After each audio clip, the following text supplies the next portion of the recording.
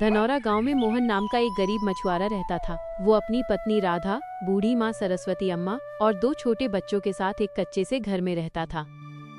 मोहन रोज सुबह जल्दी उठता, अपना जाल कंधे पर रखता और गांव के एकमात्र तालाब की ओर चला जाता। वो वहां से मछलियां पकड़ता और उन्हें बाजार में बेचने जाता था। लेकिन जो पैसे मिलते उनसे घर का खर्च बहुत मुश्किल से चलता था। राधा घर पर बच्चों को संभालती और कम चीजों में भी सबका पेट भरने की कोशिश करती। सरस्वती अम्मा अक्सर भगवान से प्रार्थना करती कि मोहन की मेहनत रंग लाए। गरीबी के बावजूद इस छोटे से घर में प्यार और उम्मीद की कमी नहीं थी। सुबह की ठंडी हवा चल रही थी। मोहन गांव के तालाब के किनारे पहुंचा। तालाब बहुत बड़ा नहीं था, लेकिन गांव के मछुआरों के लिए यही रोजी रोटी का सहारा था। मोहन चुपचाप तालाब के पास बैठ गया। उसने मछली पकड़ने का जाल धीरे से पानी में डाला। पानी में हल्की हलचल हुई। कुछ देर तक मोहन वहीं बैठा रहा, ध्यान से पानी की तरफ देखता रहा। कभी कभी जाल हिलता तो मोहन उम्मीद से उसे खींचता, लेकिन हर बार ज्यादा मछलियां नहीं मिलती। मोहन तालाब से मछलियां लेकर गांव के छोटे से बाजार में पहुंचा। बाजार ज्यादा बड़ा नहीं था, कुछ दुकानदार, कुछ ठेले और बीच में हलचल। मोहन ने अपनी टोकरी एक कोने में रख दी और मछलियों को सलीके से सजाया। थोड़ी देर में कुछ लोग मछलियां देखने आए। एक आदमी ने मछलियों को देखकर कहा, आज तो मछलियां छोटी हैं। आज तालाब में यही मिली हैं। कुछ लोग बिना खरीदे ही आगे बढ़ गए। थोड़ी देर बाद एक औरत ने थोड़ी मछली खरीदी। मोहन ने पैसे हाथ में लिए और गिनकर जेब में रख लिए। पैसे ज्यादा नहीं थे, लेकिन मेहनत की कमाई थी। उसने गहरी सांस ली और बची हुई मछलियों की तरफ देखा। दिन ढलने लगा था। मोहन अपनी टोकरी उठाकर घर की ओर चल पड़ा। शाम होने लगी थी। मोहन बाजार से लौटते हुए धीरे धीरे गांव की पगडंडी पर चल रहा था। उसके हाथ में टोकरी थी और चेहरे पर थकान साफ दिखाई दे रही थी।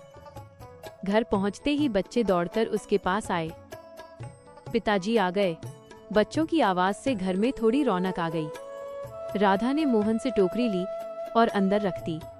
मोहन चारपाई पर बैठ गया और गहरी सांस ली। राधा ने पूछ लिया, आज काम कैसा रहा?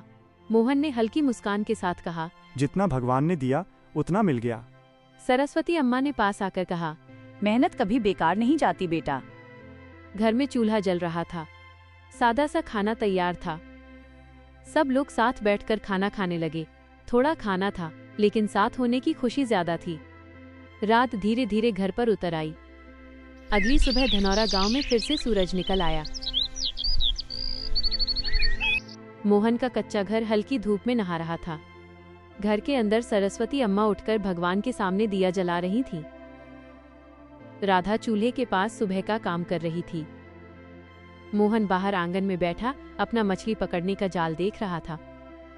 वो जाल के फटे हिस्से को ध्यान से ठीक कर रहा था। बच्चे पास ही खेल रहे थे। मोहन ने आसमान की तरफ देखा और मन ही मन सोचा कि आज का दिन शायद थोड़ा बेहतर हो। वो जाल कंधे पर डालकर फिर से तालाब की ओर चल पड़ा। नया दिन था, नई उम्मीद के साथ मोहन तालाब के पास पहुंचा और रोज की तरह जाल पानी में डाल दिया। थोड़ी देर बाद तालाब के दूसरे किनारे एक अनजान आदमी खड़ा दिखाई दिया। उसके कपड़े साफ थे और हाथ में एक छोटी डायरी थी। वो मोहन की तरफ देख रहा था। कुछ देर बाद वो आदमी मोहन के पास आया। तुम रोज यही मछली पकड़ते हो? उसने पूछा। मोहन ने सिर हिलाकर कहा, हाँ, यही मेरा काम है। आदमी ने तालाब की तरफ देखा और फिर बोला, ये तालाब अच्छा है, पर इसका इस्तेमाल कम हो रहा है। मोहन कुछ समझ नहीं पाया और चुप रहा। आदमी ने मुस्कुराकर कहा, मैं फिर मिलूंगा। इतना कहकर वो आदमी वहां से चला गया। मोहन उसे जाते हुए देखता रहा। उसके मन में कई सवाल उठने लगे। अगले दिन मोहन फिर से तालाब पर मछली पकड़ रहा था। वो बार बार कल वाले अनजान आदमी के बारे में सोच रहा था। थोड़ी देर बाद वही आदमी फिर से तालाब के किनारे आकर खड़ा हो गया। इस बार वो मुस्कुरा रहा था। उसने मोहन से कहा, मैंने तुम्हें पहचान लिया, तुम मेहनती आदमी हो। मोहन थोड़ा झिझकते हुए बोला, मैं बस अपना काम करता हूँ। आदमी ने तालाब की तरफ इशारा किया और बोला, अगर सही तरीके से काम किया जाए तो इससे ज्यादा फायदा हो सकता है। मोहन ने हैरानी से उसकी तरफ देखा। आदमी ने कहा। मैं तुम्हारी मदद करना चाहता हूँ। मोहन चुप रहा, लेकिन उसके चेहरे पर उम्मीद की हल्की सी झलक दिखाई दी। वो आदमी मोहन के पास बैठ गया। उसने तालाब की तरफ देखते हुए कहा, अगर तुम रोज एक ही जगह जाल डालते रहोगे तो मछलियाँ कम मिलेंगी। मोहन ध्यान से सुन रहा था। आदमी ने आगे कहा, तालाब के अलग अलग हिस्सों में बारी बारी से जाल डालो और छोटी मछलियों को वापस छोड़ दो। मोहन ने सिर हिलाया। आदमी बोला। इससे मछलियाँ बढ़ेंगी और कुछ दिनों बाद ज्यादा मछली मिलेगी। मोहन ने धीरे से कहा। अगर ऐसा हुआ तो मेरे घर की हालत थोड़ी ठीक हो जाएगी। आदमी ने मुस्कुराकर कहा। मेहनत के साथ थोड़ी समझदारी भी जरूरी है। मोहन के चेहरे पर पहली बार पूरा भरोसा दिखाई दिया। शाम को मोहन घर लौटा। आज उसके चेहरे पर थोड़ी अलग सी शांति थी।